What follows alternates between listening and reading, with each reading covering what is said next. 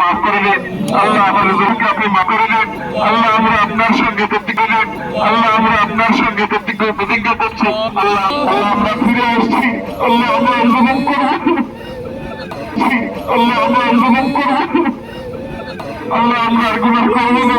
আমাদের তাকওয়ার জীবন দান করেন আল্লাহ, আমাদেরকে তাকওয়ার জীবন দান করেন।